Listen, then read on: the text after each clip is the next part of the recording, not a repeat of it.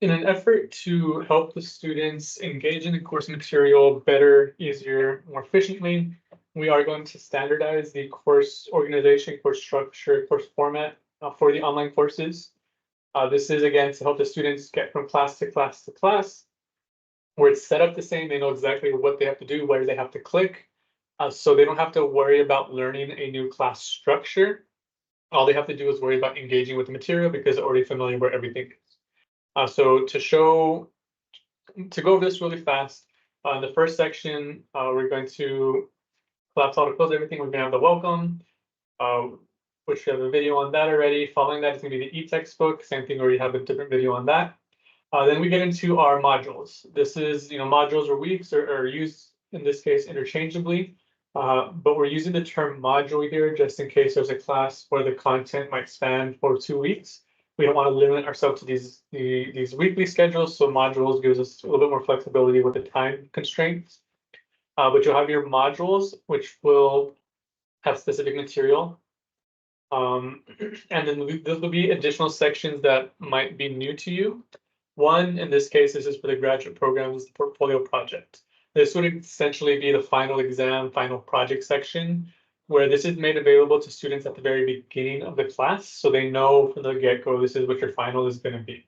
In this case, they're projects, so this is a final exam. Maybe it's not the same, but you can still include this as a separate, so students can use this as reference as they go through the course to know, okay, this is what I'm preparing for.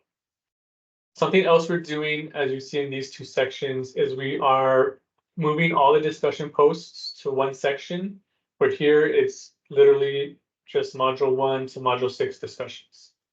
And the same thing with the assignments. All the assignments are being moved to a separate section as well. So this is where all the assignments are. And then we have our additional resource sections. So the library and writing resources, which if you're not referring students to, you should be through direct links. We also have tutoring and academic resources and other support services. These are just standard resources for the students. This is the main layout, because what we're seeing happen sometimes is in, say, a module, you might have too many activities and it just becomes too much for the student to get through. This is getting to be a lot here. So we want to make the navigation easy for them so they know if they're coming into their class and I'm going to work on assignments.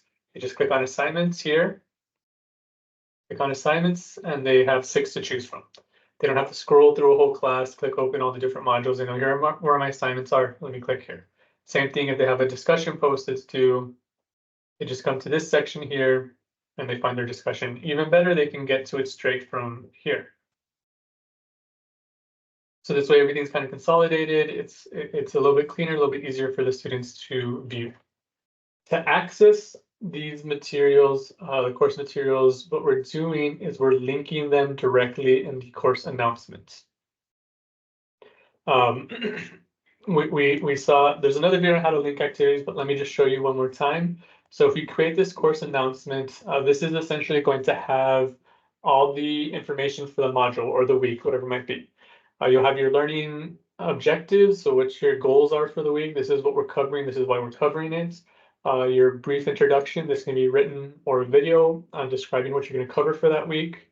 Your contact information, if you're using your personal email or if you have a course email, you can include that here for students to reach out to you. And then you want to include what they're going to be doing that week. So we're starting off first with the lecture material, which we're putting the watch, read, and or listen to it. So watch it if you record it, or if you have a video, read it, books, journal articles, whatever it might be, listen to podcasts or voice recordings or recordings over PowerPoints, whatever it might be. What you'll do is, what we did in this case, just to show this, is in the module, we only put the lecture material. So anything they have to read, watch, or listen to is in the module. So we know for module 1, this is all the module 1 lecture material. What we did is we clicked on the pencil, Control-C to copy without changing anything. We went back to the page and we saw watch, read, and listen. Watch, read, and listen, because this lecture, you can watch it, you can read it, or you can listen to it. This is done already, but just to show you, you just paste the activity there, word for word, directly as it is. So now this will create it as a link in the announcement. We did the same thing here. We see module 1 assignments. When we come to our assignments, that's the main module 1 assignment. So this will link straight to that.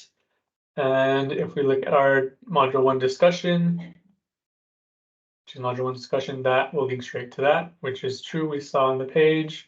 If we come here, basically, this is all the student will need to look at for the week. They won't have to scroll down to try to find what they need or the assignments or discussions. If they just come straight to this, they can get to anything they need. So they want the module 1 discussion, they click it there, it brings it straight to them because we copied it word for word and it made the automatic link. Same thing for the assignment, takes them straight to their assignment. And even for the reading material, it'll take them straight to the content. If it's textbook, it will take them straight to open up the Cengage book. Whatever it might be. So that way, for each module, they know if I just look at the announcements, this is going to give me everything I need for that week. Similarly, if there's final projects are due, it's also a good place to put the reminder to use the writing support services by linking it directly. We mentioned that we want to have engagement with the students and send them information, let them know what they're going to be doing for the week. So when you're opening up the week, you're going to be putting this information at the start of the week, but it's just as easy to copy it all. Just copy it all and then come into your email, paste it there, and now they have the activities with the links. You can even link module 1 here if you wanted to.